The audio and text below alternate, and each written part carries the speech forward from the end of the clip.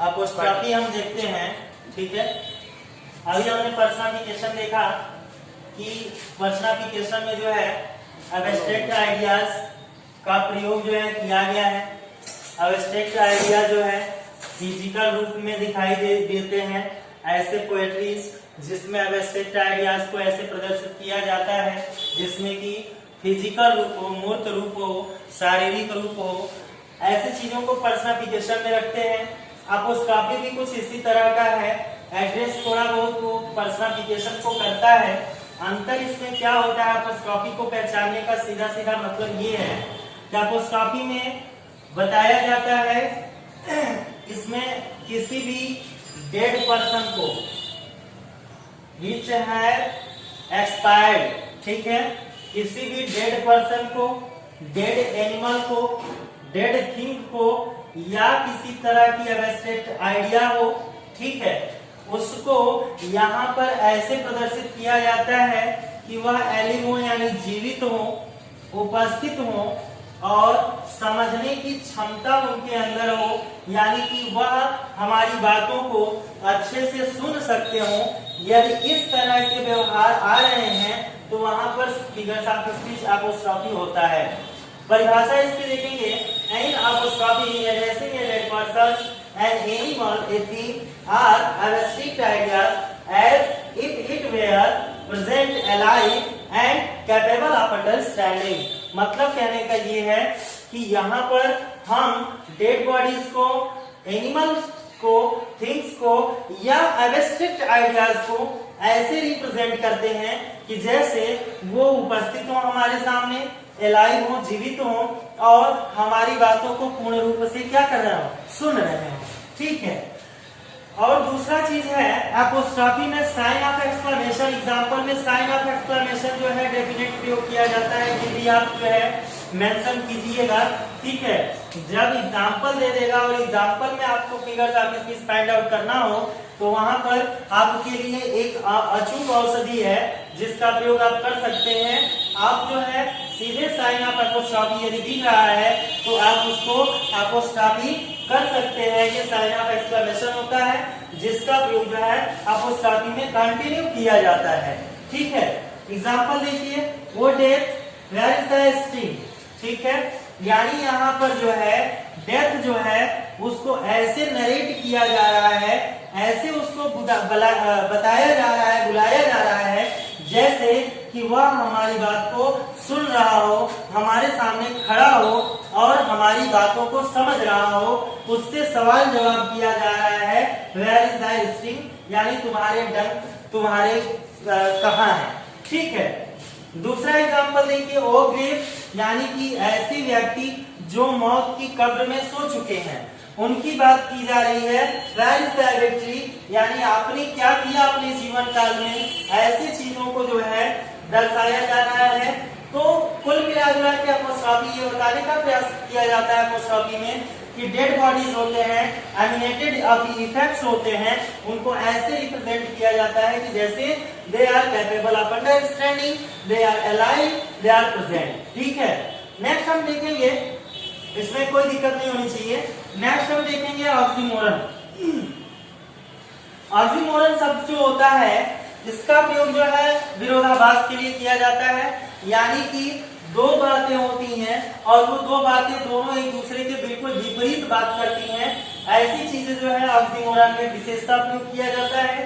परिभाषा इसकी देखेंगे, it is an association of two words और फ्रेजेस हैविंग अपोजिट मीनिंग। ध्यान से देखने वाली बात ये है कि अपोजिट मीनिंग वो रखते हैं और होते क्या है, टू वर्ड्स होंगे और फ्रेसेस होंगे, ठीक है, फ्रेसेस होंगे, टू वर्ड्स और फ्रेसेस, ठीक है।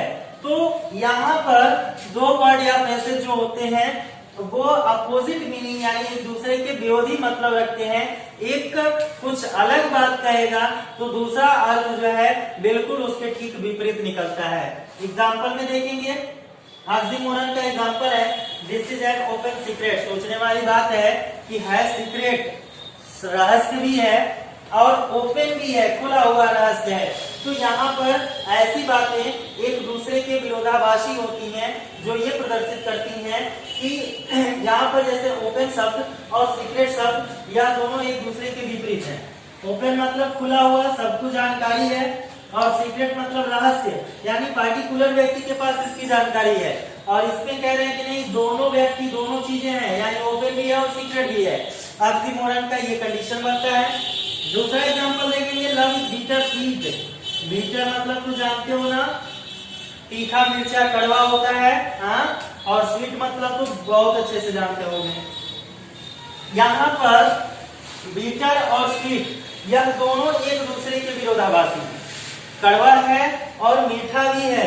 तो ऐसे वर्ड्स होते हैं या ऐसे फ्रेसेस होते हैं जो वर्ड्स या फ्रेसेस जो है दूसरे की अपोजिट मीनिंग रखते हैं। तीसरे एग्जांपल में दे रहे हैं, she is my sweetest enemy. एक तो दुश्मन है, ऊपर से मीठा वाला दुश्मन है, ठीक है, दुश्मन भी है और प्रिय दुश्मन है। तो ऐसे दुश्मन नहीं होते हैं, ठीक है। यहाँ पर जो है आपको वर्ड्स के एसोसिएशन मिल रहे हैं जिनमें दिखाया जा रहा है कि दोनों वर्ड्स जो है एक दूसरे के क्या हैं, विरोध में है, विरोधाभास है, ठीक है। नेक्स्ट हम देखेंगे इसमें हाइपरबोल। हाइपरबोल में क्या होता है, हाइपरबोल फिगर्स ऑफ स्पीच जो होता है इसमें ध्यान देंगे हाइपरबोल की। अभी आपने देखा ऑक्सीमोरन विरोधाभास होता है, ठीक है, जहां पर दो अपोजिट फ्रेसेस या वर्ड्स जो है प्रयोग में लाए जाते हैं। नेक्स्ट है आपका हाइपरबोल। हाइपरबोल जो होता है इसको बोलते हैं अतिशयोक्ति, यानी कि ऐसे फिगर्स ऑफ स्पीच जिनमें बातों को बहुत ही बढ़ा चढ़ा के या बातों को वास्तविकता से बहुत ही घटा करके या वास्तविकता से बहुत ही बढ़ा करके और प्रस्तुत किया जाता है, ठीक है। जैसे इसको हम एक लाइन में यदि समझना चाहें तो ओवर स्टेटमेंट समझ सकते हैं, ठीक है, यानी कि इन वाक्यों में ओवर स्टेटमेंट किया जाता है, जैसे कि जो चीज हो ही नहीं सकता, जो चीज असंभव है, उन चीजों को यहाँ पर संभव बनाने का प्रयास जो है किया जाता है। देखेंगे इसमें, in hyperbole things are represented as greater और लेस, बेटर और worse than they really are. बता रहे हैं इसमें कि हाइपरबोल में वस्तुओं को ऐसे प्रस्तुत किया जाता है, बड़ा या छोटा, अच्छा या बुरा, जैसा कि वो वास्तव में होते हैं, ठीक है। या तो वस्तुओं को बहुत बढ़ा चढ़ा के बोला जाएगा, वस्तुओं को बहुत छोटा बता के बोला जाएगा, अच्छा बता के बोला जाएगा, बुरा बता के बोला जाएगा, यानी कि जो उनकी वास्तविकता होती है उस वास्तविकता को बिल्कुल ही नजरअंदाज करके इसमें व्यवहार किया जाता है। उदाहरण देखेंगे, पहला करें, she wept an ocean of tears. बताओ, इसमें बता रहे हैं कि she wept an ocean of tears, यानी कि वह इतना रोई कि आंसुओं के सागर बन गए, ओशन ऑफ टीयर्स।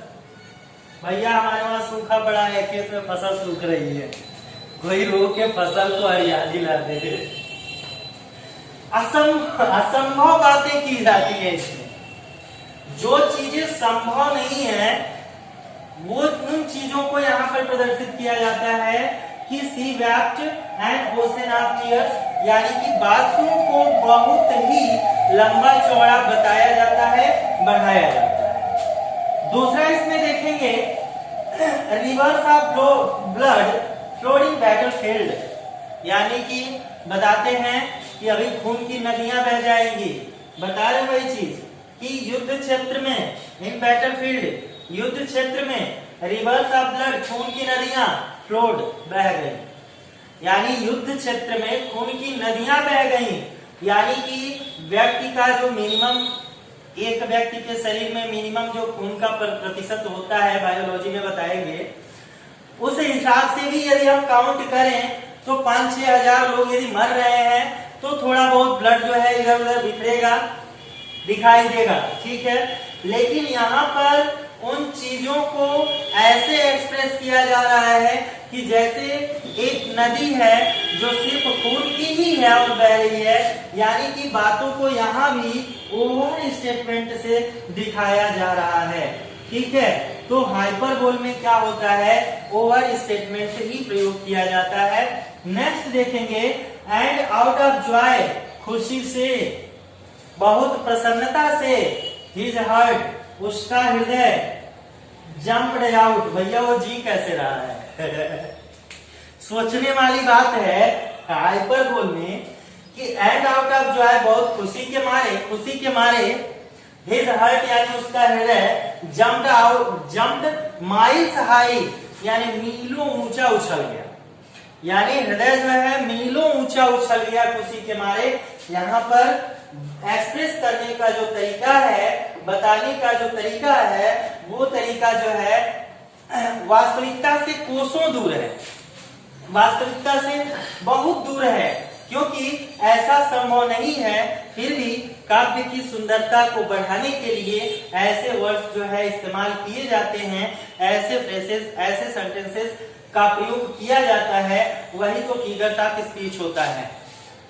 तो ये क्लियर हुआ कि हाइपरबोल जो होता है यह अतिशयोक्ति होती है, ओवर स्टेटमेंट की बात की जाती है। ठीक है, नेक्स्ट और लास्ट आता है आपका ओनामोटोपोइया। ठीक है, इसको अलग अलग इसका प्रोनाउंसिएशन थोड़ा और आता है। ठीक है, अलग अलग प्रोनाउंसिएशन इसका लिया जाता है, बाद बाकी आप भी समझ सकते हैं आपका प्रोनाउंसिएशन क्या होगा। लेकिन ओनामोटोपोइया में बताया जाता है कि यह जो है एक, इसमें जो है वॉइस क्रिएटिंग एक विशेष फैक्टर होता है। इसकी परिभाषा में देखेंगे, in onomatopoeia the sound effect is most important factor. Sound effect जो होता है वह सबसे इंपॉर्टेंट फैक्टर होता है, यानी ओनामोटोपोइया फिगर्स ऑफ स्पीच में साउंड इफेक्ट के माध्यम से ही बताया जा सकता है। जो रीडर होते हैं या जो विजिटर होते हैं उनको साउंड इफेक्ट से ही बता दिया जाता है कि व्हाट इज हैपनिंग, क्या घटित हो रहा है, क्या चल रहा है, क्या घटनाएं हैं। जैसे एग्जांपल में इसमें दे रहे हैं, the door open with a bang, यानी कि जोरदार झटके के साथ दरवाजा खुलता है। ठीक है, तो जो दरवाजा खुलने की ध्वनि होती है, चरचराहट की जो आवाज होती है, उस आवाज के माध्यम से ही जो है ये दर्शाने का, बताने का प्रयास किया जाता है। दूसरा अगर है I brother on the pebbles. ठीक है, यानी कि खड़खड़ाने गड़गड़ाने की आवाज जो है यहाँ पर दिखाई जा रही है। और आगे इसमें बता रहे हैं कि the snake are racing and the bees are buzzing, यानी कि यहाँ पर सांपों के फुफकारने की आवाज या मक्खियों के भिनभिनाने की जो आवाज है, आवाज के माध्यम से ही यह क्लियर होता है कि यह ओनामोटोपोइया फिगर्स ऑफ स्पीच है। ठीक है, अब आपने देखा सिमिल देखा, तुलनात्मक अध्ययन किया, मेटाफर देखा जिसमें समानता का अध्ययन किया गया था, पर्सनाफिकेशन दिखा जिसमें मानवीकरण की बात की गई थी, और एब्स्ट्रैक्ट आइडियाज को जो है मानव की तरह प्रदर्शित किया गया। आपुस टॉपी देखा जिसमें जो है इंटेलिजेंस, एब्स्ट्रैक्ट आइडियाज के इंटेलिजेंस, प्रेजेंस, एलाइव की बात की गई। उसके बाद आपने क्रमशः ऑक्सीमोरन देखा, विरोधाभास, हाइपरबोल देखा, यानी कि अतिशयोक्ति, बातों को बढ़ा चढ़ा के बोलना, और ओनामोटोपोइया देखा जिसमें कि ध्वनि के माध्यम से ये बताने का प्रयास किया जाता है कि घटनाएं क्या हो रही हैं। मेन फैक्टर ओनामोटोपोइया में वॉइस ही होता है। ठीक है, तो इस हिसाब से आपका अंग्रेजी के प्रोज लिटरेचर सेक्टर से ये जो फिगर्स ऑफ स्पीच है, जो आपके बोर्ड एग्जाम में कंफर्म 4 नंबर के क्वेश्चन बनते हैं, ये तो यहाँ से एकदम 100% आप क्लियर कर लेंगे। ठीक है, मुझे पूरा उम्मीद है कि किसी तरह की कोई बकवास आप नहीं करेंगे, इसको बहुत आसानी से समझने का प्रयास करेंगे। समझाने का मैंने हर संभव प्रयास किया है कि बातें आपको आपकी भाषा में समझ में आ जाए, और फिर भी आप जो है 1-2 बार इसको जो है देख करके और समझने का प्रयास करेंगे तो निश्चित रूप से परीक्षा में आपको इसी से रिलेटेड क्वेश्चन मिलेंगे। इससे बाहर एक भी क्वेश्चन आने वाले हैं नहीं।